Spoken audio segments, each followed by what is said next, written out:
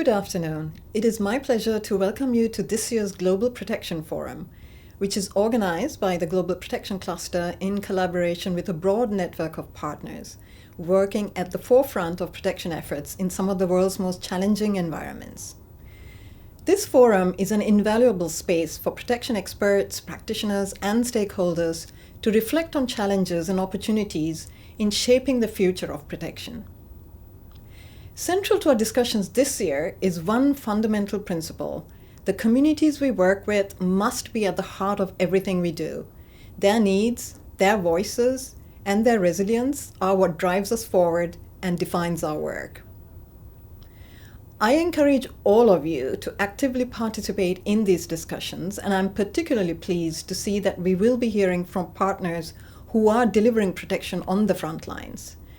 2024 has been a difficult year for the humanitarian community, as you all know, and protection and assistance have often been provided under incredibly complex and dangerous circumstances.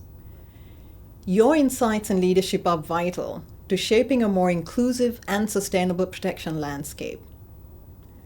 As we open this forum, I want to take a moment for a few reflections. The UN Secretary General recently described the state of civilian protection in 2024 as, quote-unquote, resoundingly grim. And sadly, I must agree.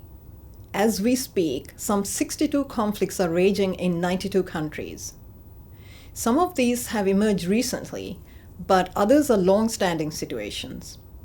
In far too many places, international law is being blatantly disregarded, with devastating consequences. The toll of these conflicts is reflected in the harrowing stories of civilians caught in the crossfire of conflicts. They are killed, displaced, and deprived of their most basic rights. Attacks on humanitarian workers and a shrinking humanitarian space have compounded these challenges. Responding to a multiplicity of crises means that humanitarian capacities are being stretched.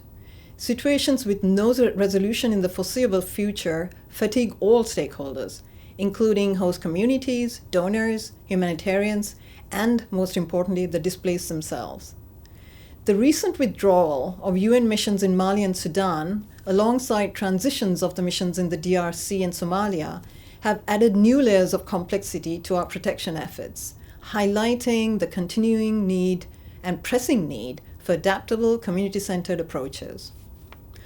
All of you protection actors have shown remarkable resilience and ingenuity.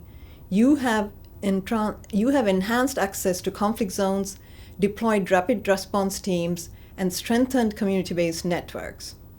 You have mobilized specialized protection teams to address urgent needs, ensuring flexible and agile responses to help people where they are at the most critical points of need.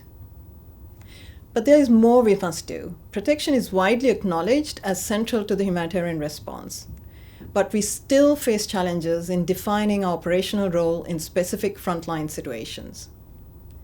Too often, in the rush to address immediate needs, protection runs the risk of being deprioritized, leading to gaps in specialized support for those who need it the most.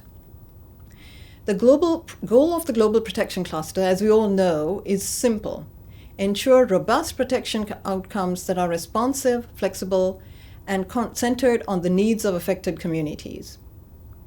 UNHCR is committed to supporting these efforts and to leading, where needed, to ensure that protection is at the core of every humanitarian response. As we begin today's discussions, I would like to pose a question for us all to consider throughout this forum, but also beyond. Are we, as a protection community, doing enough to support frontline responses? This is a question for reflection as much as it is a challenge for action. We must hold ourselves accountable to those we serve, ensuring that our efforts are making a tangible difference in their lives. I wish you a very productive and useful meeting. Thank you.